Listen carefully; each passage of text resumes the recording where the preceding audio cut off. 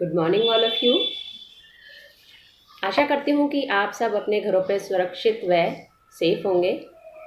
जैसा कि आप देख ही रहे हैं, इन दिनों आपके सैद्धांतिक के साथ साथ प्रायोगिक कार्य भी प्रगति पर है, जिसके अंतर्गत आप अपने अपने विषयों के शिक्षक शास्त्र के बारे में जान रहे हैं, सीख रहे हैं। इसी के साथ आपके प्रायोगिक कार्यों की शुरुआत तो कॉलेज से ही शुरू हो गई थी, जब आपको माइक्रो टीचिंग और दैनिक पाठ योजना सिखाई जा रही थी। इसी के साथ आज हम देखेंगे कि कुछ नवाचार युक्त पाठ योजना, जिसका नाम है कंस्ट्रक्टिव बेस्ड लेसन प्लान या 5E लेसन प्लान। सामान्य जो पाठ योजना होती है उसमें बच्चों को जो लेसन प्लान बनाया जाता है वो क्या होता है, पूरी तरह से छात्र अध्यापिका के अपने उनके अध्यापिका के आधार पर होता है। छात्र अध्यापिका स्वयं ही पाठ का चयन करती है, उसके शिक्षण बिंदु बनाती है, उसके आधार पर कुछ प्रश्न बनाती हैं और कुछ बच्चों के संभावित उत्तर भी वे लिखती है। अर्थात पूरी तरह से जो सामान्य पाठ योजना होती है वो किस पर आधारित होती है, छात्र अध्यापिका पर, उनके अनुसार होती है। लेकिन ये जो 5E लेसन प्लान है ये छात्रों के अकॉर्डिंग है, यानी कि संरचनात्मक उपागम है। बच्चे इसमें अपने ज्ञान का निर्माण स्वयं करते हैं। ये पाठ योजना एक तरह से गतिविधि आधारित पाठ योजना भी कहलाती है, क्योंकि इसमें बच्चे स्वयं ही किसी न किसी गतिविधि के माध्यम से ज्ञान का निर्माण करते हैं, अधिगम करते हैं या सीखते हैं। तो अब हम देखते हैं कि ये पाठ योजना क्या है, इसके स्टेप्स अब हम देखते हैं। सबसे पहले जो है, हम सामान्य परिचय जो हम कक्षा में लिखते हैं, वो जो सामान्य पूर्तियाँ होती है, रिक्तियाँ जो वो है विद्यालय का नाम, कक्षा, विषय, प्रकरण आदि। दूसरी साइड बोर्ड पर हम एंट्रीज करते हैं, वो है दिनांक, कालांश, अवधि। विषय जो है हमने लिया है सामाजिक अध्ययन और प्रकरण का नाम है सिंचाई के साधन। उद्देश्य वाला कॉलम हमने एज इट इज रखा है। उद्देश्यों के साथ एक बात यह भी है इसमें कि संरचनात्मक उपागम में जरूरी नहीं है कि आप 6 के 6 उद्देश्यों को लेकर आप बनाएं। जितने उद्देश्य उस पाठ में लागू होते हैं, जितने उद्देश्य उसमें आगे हम प्राप्त कर सकते हैं, उतने ही उद्देश्य को लेकर हम इसमें पाठ योजना आगे बनाते हैं। जैसे अभी मैंने तो पूरे 6 उद्देश्यों के साथ बनाई है, लेकिन कई बार हम ज्ञान, अवबोध और ज्ञानोपयोग और कौशल, इन 4 या जो जिस पाठ की विषय वस्तु है उसके अकॉर्डिंग जितने उद्देश्य लागू होते हैं, उन्हीं के उद्देश्यों के आधार बनाते हुए हम आगे पाठ योजना बनाते हैं। तो ये एंट्री सेम है दैनिक पाठ योजना के समान। उसके बाद आ जाती है शिक्षण विधि। तो शिक्षण विधि इसमें जैसा कि अभी मैंने बताया, संरचनात्मक उपागम या 5E लेसन प्लान है। साथ ही प्रविधि, एक विधि के साथ हम अन्य प्रविधियां भी यूज करते हैं, जैसे प्रश्नोत्तर प्रविधि और प्रदर्शन प्रविधि। सहायक सामग्री में हमने सामान्य कक्षा उपयोगी सामग्री और कुछ कोलाज या पिक्चर्स ली है। पूर्व ज्ञान आ जाते हैं फिर। तो पूर्व ज्ञान में है कि विद्यार्थी जो है वो सिंचाई के साधनों के प्रति सामान्य जानकारी उनको है या वो सामान्य जानकारी रखते हैं। तो यहाँ तक का जो फॉर्मेट है वो हमारे दैनिक पाठ योजना के समान ही है।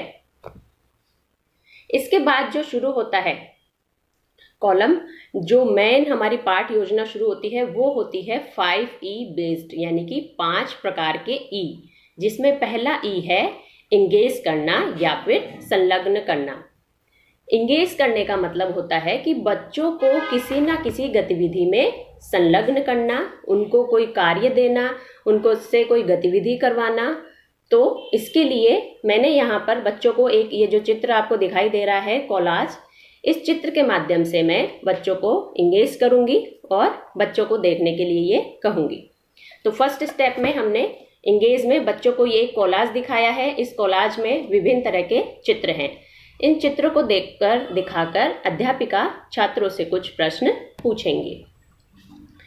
दिए गए जैसे प्रश्न है, प्रस्तुत चित्र में आपको क्या दिखाई दे रहा है। फिर नेक्स्ट है, इनमें से प्राकृतिक स्थल कौन कौन से हैं। उसके बाद है, दिए गए चित्रों में से जल संसाधन के चित्रों को अलग छांटिए। अभी ये जो मैंने कोलाज आपको दिखाया, इस कोलाज को देखकर बच्चे ये तय करेंगे कि इसमें विभिन्न प्रकार के चित्र हैं, जैसे झरने का चित्र है, ग्रामीण खेत खलिहान का चित्र है, गांव के ग्रामीण नजरिए का ग्रामीण परिदृश्य का चित्र है, स्कूल है और विभिन्न प्रकार के कुएं, तालाब, नहरें, खेत का दृश्य है, चौपाल का दृश्य है। तो इस तरह से ये एक कोलाज है। इसमें बच्चे स्वयं ही देखते हैं। मैं आपको इसलिए दिखा रही हूँ, शायद पिक्चर्स छोटी है, आपको समझ में आया या नहीं आया, इसलिए मैंने आपको इनके नाम बताए हैं।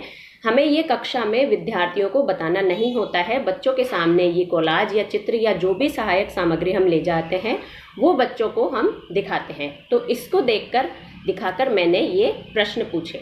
अब बच्चे क्या करेंगे, छात्राध्यापिका कॉलम, इसमें 5 कॉलम बनाए जाते हैं। पहला कॉलम होता है स्टेप, दूसरा छात्राध्यापिका क्रिया, तीसरा है छात्र क्रिया, चौथा कॉलम है सहायक सामग्री और 5वां कॉलम है श्यामपट्ट सार क्रिया या श्यामपट्ट क्रिया।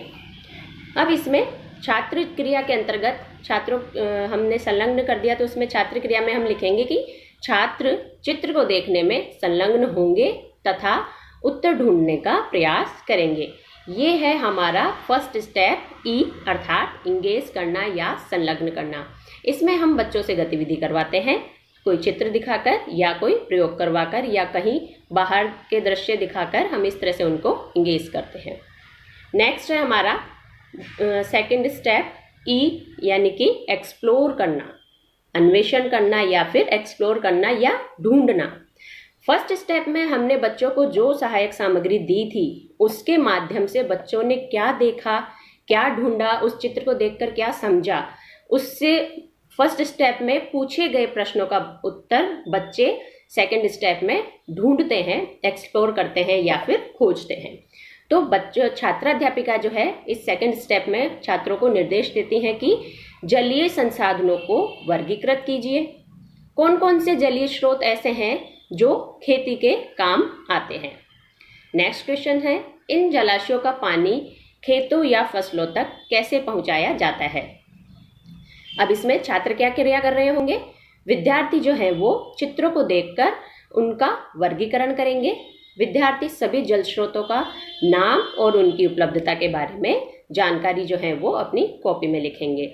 इसमें हम बच्चों के आंसर्स को यहाँ छात्र क्रिया में लिखते नहीं हैं, क्यों? क्योंकि वो बच्चों के द्वारा स्वयं के खोजे हुए होते हैं, वो अपनी अपनी कॉपी में लिखते हैं। बच्चे अपनी अनुक्रिया जो होती है वो अपने अपने व्यक्तिगत तौर पर अपनी कॉपी में लिखते हैं। तो इस तरह से सेकंड स्टेप में एक्सप्लोर में बच्चों ने जो फर्स्ट स्टेप में सीखा देखा उसको वो सेकंड स्टेप में एक्सप्लोर करते हैं।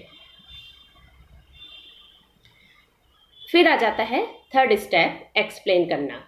एक्सप्लेन करने की जो थर्ड स्टेप है व्याख्या करना, यानी कि फर्स्ट और सेकंड स्टेप के माध्यम से बच्चों ने जो सीखा अब उसकी बारी है कक्षा में सबके सामने उसको प्रस्तुत करने की।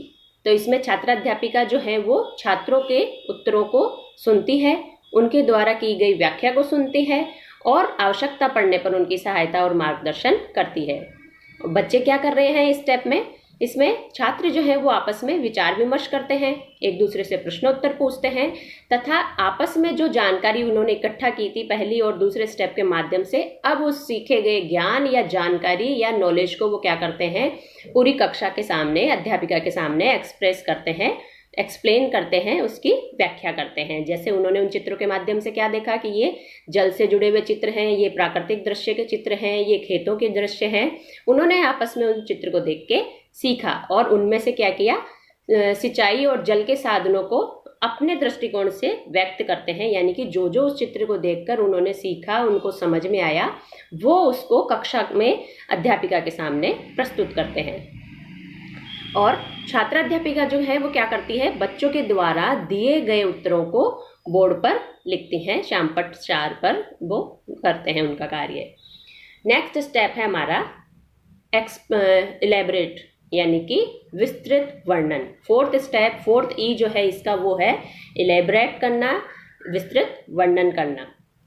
इस स्टेप में जो छात्राध्यापिका क्या करती हैं, छात्रों द्वारा एक्सप्लेन किया गया जो तीसरा पद था एक्सप्लेनेशन का, छात्रों के द्वारा सिंचाई, अब अध्यापिका क्या करती है, बच्चों ने क्या क्या सीखा बच्चों के द्वारा जो व्याख्या की जाती है उस व्याख्या और उत्तरों को शामिल करते हुए क्या करती हैं, पाठ को आगे बढ़ाती हैं, उसकी व्याख्या करती है। और अगर बच्चों के कुछ कंसेप्ट, शंका या समाधान, कुछ गलत कॉन्सेप्ट भी अगर होते हैं तो उनको दूर करती हैं और व्याख्या को आगे बढ़ाते हुए अपनी विषय वस्तु को आगे विस्तार देती हैं।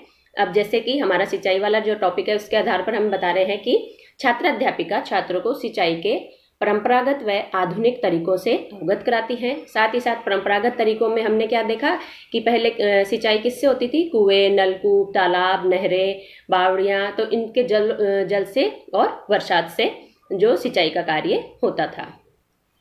अब क्या है कि आधुनिक तरीकों में सबसे बेस्ट तरीका जो है वो ड्रिप सिंचाई का माना जा रहा है। फव्वारे की सिंचाई से भी पानी वेस्टेज हो रहा है, लेकिन ड्रिप सिंचाई का अब अधिकतर प्रचलन हो रहा है, यानी कि बूंद बूंद सिंचाई, जिससे क्या होता है, पानी सीधा पौधे की जड़ तक ही जाता है।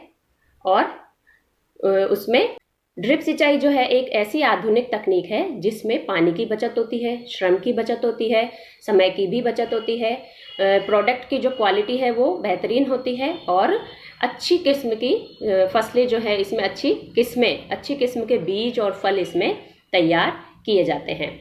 यदि हम सिंचाई का क्षेत्रफल देखें तो सिंचित क्षेत्र की जो कुल भूमि है उसमें 26% जो सिंचाई है वो नहरों के माध्यम से होती है, 3% सिंचाई टैंक के माध्यम से होती है, 19% सिंचित क्षेत्र जो है वो कुओं के द्वारा होता है और ट्यूबवेल के द्वारा होती है, इसमें 45% सिंचाई, और अन्य साधनों में जो है वो 7% उनका योगदान है जो कि सिंचाई के साधनों में है। तो इस तरह से सिंचाई के साधनों में हम प्रतिशत के माध्यम से हमने देखा। साथ ही आपको नीचे दूसरे वाले चित्र में सिंचाई के जो नवीनतम आधुनिक तकनीक है वो है ड्रिप सिंचाई, जिसमें कैसे एक पंप के माध्यम से सीधा हर पौधे की जड़ में पानी बूंद बूंद करके लगातार गिरता है, जिससे पानी, इस तरह की व्यवस्था को पौधों के लिए अमृत सिंचाई के नाम से भी इसको हम कह सकते हैं, क्योंकि बूंद बूंद एक एक बूंद का इसमें उपयोग होता है, पानी वेस्टेज नहीं होता है। तो इस तरह से ये हमारी पाठ योजना जो है वो 4th स्टेप इसका है इलेबरेट करना, यानी कि पाठ की विषय वस्तु को आगे बढ़ाना। नेक्स्ट स्टेप इसका जो आता है वो है 5th E, जिसमें इवेल्युएट करना या मूल्यांकन करना। अब हमने जो चारों स्टेप में पहले हमने क्या किया, इंगेज किया, एक्सप्लोर किया, एक्सप्लेन किया। नेक्स्ट स्टेप है कि इलेबरेट भी हमने किया, विषय वस्तु को अध्यापिका ने आगे बढ़ाया, उसकी विस्तृत वर्णन और व्याख्या की। 5वां जो ई है वो है इवेल्युएशन या मूल्यांकन करना। अब इस टॉपिक के आधार पर मैं आपको कुछ पंक्ति बता रही हूँ, और जैसे बूंद बूंद से घड़ा भरता है, उपरोक्त कथन के माध्यम से अध्यापिका कुछ प्रश्न पूछेंगी और विद्यार्थी उत्तर देंगे। बूंद बूंद से घड़ा भरता है, ये वाक्य किस सिंचाई के प्रकार की ओर संकेत करता है? छात्र क्रिया में विद्यार्थी उत्तर देंगे और जो व्याख्या हमने करी थी, व्याख्या के समय जो जो मुख्य बातें आई, साथ ही ड्रिप सिंचाई के लाभ भी हम बोर्ड पर लिखते जाएंगे। तो ये 5 ई है जिनके आधार पर हमारी lesson plan 5E lesson plan या फिर कंस्ट्रक्टिव अप्रोच लेसन प्लान आज हमने सीखी।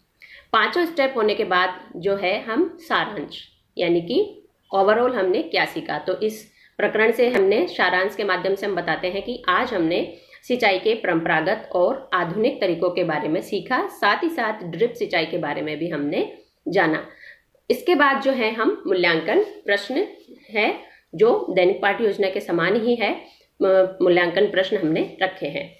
तो इस तरह से ये 5E बेस्ड लेसन प्लान है, जिसको 5 पदों के आधार पर 5E के आधार पर हमने कंस्ट्रक्टिव अप्रोच लेसन प्लान बनाया है, जिसमें आज हमने ये देखा कि सिंचाई के साधन कौन कौन से हैं और आधुनिक तरीकों में ड्रिप सिंचाई के बारे में हमने जाना।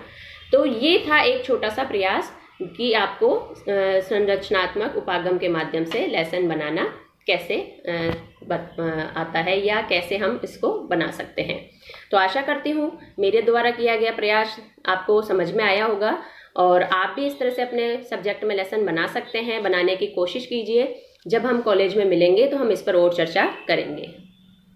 धन्यवाद।